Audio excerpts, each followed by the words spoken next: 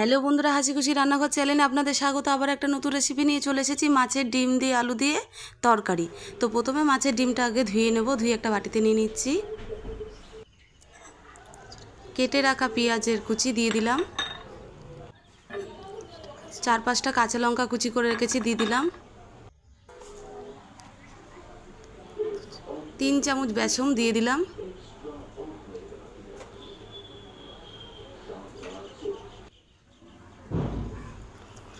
কিছুটা হলুদ গুঁড়ো দিয়ে দিলাম।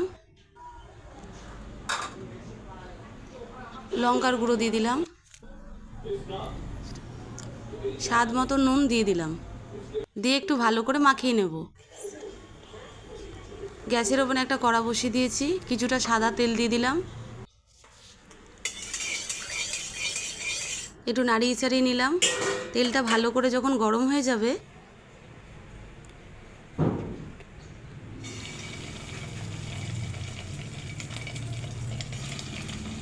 এবার বড়াগুলো ভেজে নেব।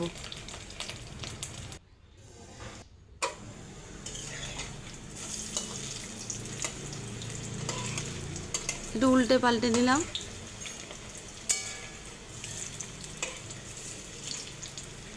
দু পিঠটা লাল লাল করে ভাজা হয়ে গেলে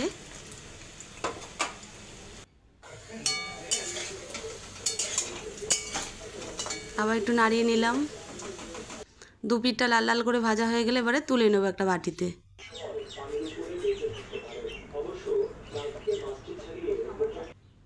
কিছুটা তেল রয়েছে, একটা শুকনো লঙ্কা ফোড়ন দিয়ে দিলাম।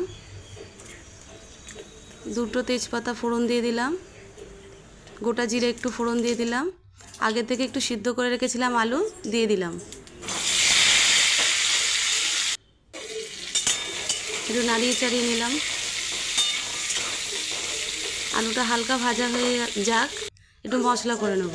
একটা মিক্সার বাটি নিয়ে নিয়েছি। কেটে রাখা পেঁয়াজ কুচি দিয়ে দিলাম। এখানে একটু আদা রসুন দিয়ে দিচ্ছি।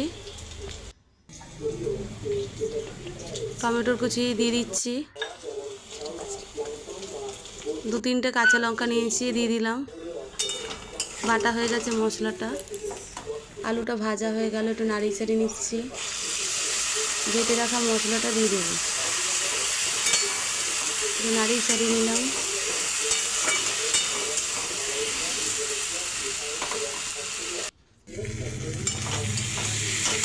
মশলাটা ভাজা ভাজা হোক, আবার একটু নাড়িয়ে চাড়িয়ে নিলাম। কিছুটা হলুদ গুঁড়ো দিয়ে দিলাম। লঙ্কার গুঁড়ো দিয়ে দিলাম।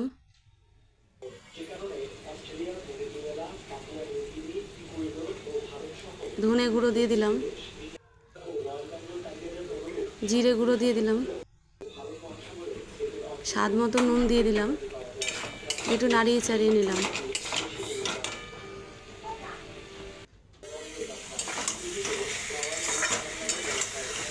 মশলাটা ভাজা ভাজা হয়ে গেলে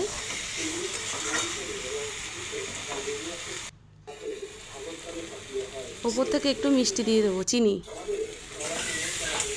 আবার একটু নাড়িয়ে চাড়িয়ে নিলাম। দিয়ে ভাজা হয়ে গেছে, একটু জল দিয়ে দেবো। আবার একটু নাড়িয়ে চাড়িয়ে নিলাম।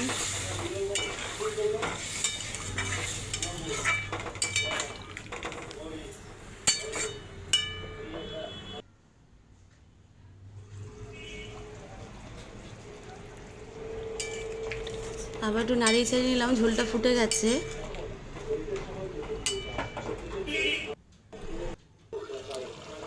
ভেজে রাখা মাছের ডিমের বড়াগুলো দিয়ে দেবো। একটু নাড়িয়ে চাড়িয়ে এবারে নামিয়ে দেবো। তো আজকের মতন আমাদের মাছের ডিম দিয়ে আলু দিয়ে রেসিপিটা এখানে কমপ্লিট হয়ে গেল। কার কার ভালো লাগলো অবশ্যই কমেন্ট করে জানিও। ভালো লাগলে একটা লাইক করবেন।